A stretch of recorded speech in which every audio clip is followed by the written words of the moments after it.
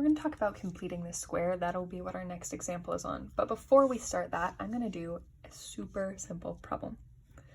If I tell you that x squared equals 9 and ask you to solve for x, well, all you have to do would be take the square root, and then you would get x equals plus or minus 3, because the square root of 9 is 3. So you're done with the problem. It's not always that easy, but sometimes we can make problems do the same type of thing as this one to solve them. That's the whole point of completing the square, is to make it so you can solve with square roots, or it gets it in a different form so you can kind of analyze what the graph is doing before graphing it. We'll get to that later too. But we're going to talk through completing the square.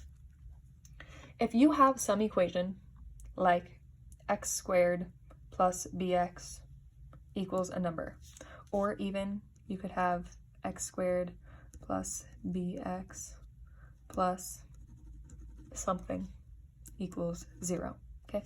So you start with this, and you want to solve by completing the square.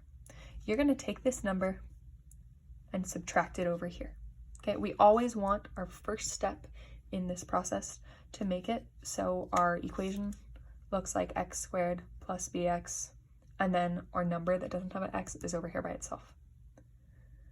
Then what we're going to end up doing is taking our b term, splitting it in half, squaring it, and adding it to both sides of our equation. So right here, that's what I'm saying to do. Take x squared plus bx plus b over 2 squared equals our number, whatever it was from before, plus b over 2 squared. I just added the same number to both sides. Now, why did I do that? Why did I add b over 2 squared to both sides? It's going to be super convenient in making it so I can factor this. And we'll do a problem in a second so you can see it. But right here, the very next step, guaranteed, will be you can factor it so your problem looks like this. That's how we designed it.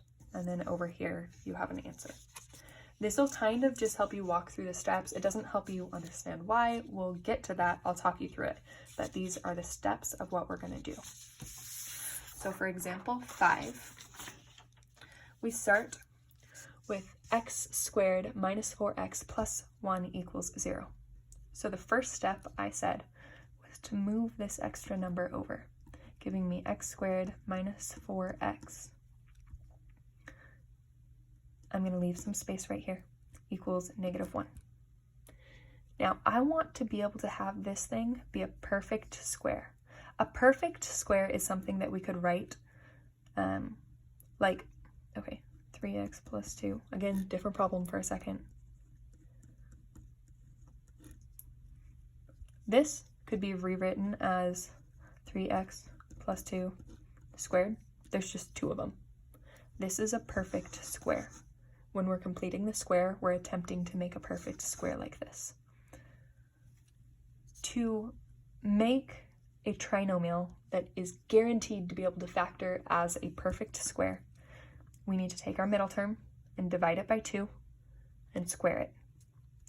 So I'm going to take my middle term, divide it by 2, and square it. We don't need to care about our sign either, because whenever we square something, it becomes positive, right? So it doesn't matter that it started off negative. Anyways, we're going to take 4 over 2 squared and add it to this side. We're also going to add 4 over 2 squared and add it to this side. So now I have x squared minus 4x, and I want to simplify this. I know that 4 over 2, 4 divided by 2 is just 2, and 2 squared is 4. So I can say plus 4 there. And over here I can say -1 plus 4. All right, this is a perfect square. That's how we made it.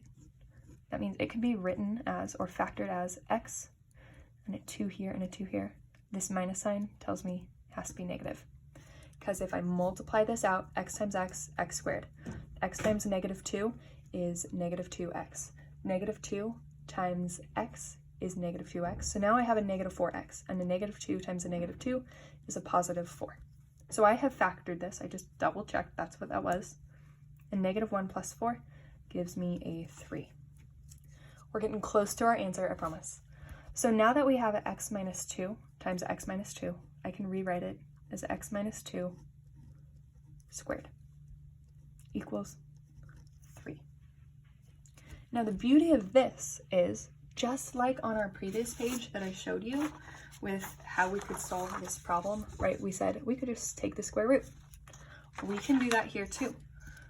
If I just take the square root of both sides, this squared cancels out with the square root, leaving me x minus 2 equals plus or minus the square root of 3. Whenever you're solving for a variable like this, that's what we're doing, and you use a square root in it, we got to do the plus or minus. So then our last step is to add 2 to both sides, giving me x equals positive 2 plus or minus root 3. That is our answer. So if you take 2 plus root 3 and type it into your calculator, it gives you some number. If you take 2 minus root 3 and type it into your calculator, it gives you another answer. What this is saying is that this parabola, this graph, hits the x-axis at 2 minus root 3 and at 2 plus root 3. So we have factored it, we've completed the square, we've solved. That is our answer.